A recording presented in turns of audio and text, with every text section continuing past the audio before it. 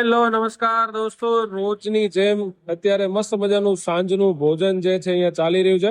ઘણા બધા પ્રભુજીઓ જમી પણ લીધા છે અને અહીંયા બાકીના પ્રભુજીઓ જે છે એ પોતાનું ભોજન ગ્રહણ કરી રહ્યા છે. અને દરરોજ ભોજનનો વિડીયો તો આપણે મૂકતા જોઈએ છે, પણ આજનો વિડીયો કંઈક ખાસ છે. ખાસ શીખવા મળશે, જાણવા મળશે. આજના મહેમાન જોડે આપણે વાતચીત કરીશું, એમને મળાવીશું, એમની જોડે થોડી ઘણી જે ચર્ચા છે કરીશું. જય શ્રી કૃષ્ણ બેન, શું નામ છે આપનું? હિનાબેન વાઘેલા. હિનાબેન વાઘેલા. બેટા તારું નામ? અથર્વ. વાહ બેન, આપનું નામ? નીલમબેન. નીલમબેન. ભાઈ આપનું નામ? હાર્દિકભાઈ. હાર્દિકભાઈ.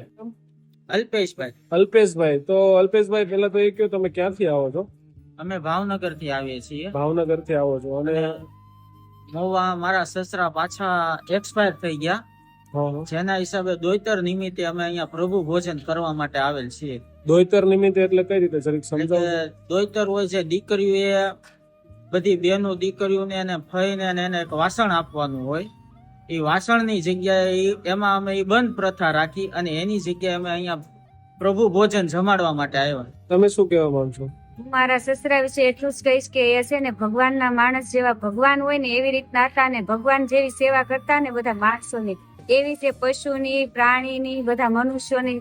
એની સ્વાભાવિક એનો સ્વભાવ છે ને ભોળાપણું હતો. એ જોઈને જ અહીંયા અમે આ ભગવાનનું આ પ્રભુ ભોજનનું જે સમાન રાખેલું છે મારા નણંદે. અને એ છે ને વધુ પડતું એવું આવું માનતા હતા. ભગવાન એવી જ પ્રાર્થના કે બધાને આવી રીતે સહકાર આપે, બધાને આવી રીતે પ્રોત્સાહન કરે, પ્રેરણા મળે, બધા આવું થોડુંક ધર્માદો કરે જેથી આવા લોકોને સહાય મળે. બેન તમે શું કહેશો? મારા પપ્પા એક્સપાયર થઈ ગયા. મારા પપ્પાના અમારે દોઈતર કરવાનું આવે, એના બદલે અમને ભોજન કરવાનું. તમને એવો વિચાર કઈ રીતે આવ્યો બેન? અમને વર્ષોથી ચાલતી આવી પરંપરા, દર વર્ષોથી ચાલતી આવી પરંપરા છે કે દોઈતર દીકરીઓએ દોઈતર કરવાનું આવે એમ. તો અમે એનો મેં ત્યાગ કરી દીધો છે કે હું દોઈતર નિમિત્તે પ્રભુ ભોજન કરાવું. ત્યારે આવું નથી બન્યું, પહેલી વખત જ આવું બનાવું. મારાથી હું શરૂઆત કરું તો કોઈને પ્રેરણા મળે કે આપણે આવી રીતે કરી શકીએ ખરા એમ. વસ્તુ તો બધાના ઘરે હોય જ તે એમ, તો આપણે આવી રીતે કરીએ, પ્રભુ ભોજન કરાવીએ, જમાડીએ. અમને એવો વિચાર આવ્યો એટલે મેં ત્યાગ કર્યો દોઈતરનો. મેં મારા પપ્પાને મારે એકલે માટેનું થયું એટલે મેં એકલી જ કર્યું છે બધું. અને મેં ત્યાગ કર્યો દોઈતર નિમિત્તે અને પ્રભુ ભોજન કરાવવાનો મને વિચાર આવ્યો.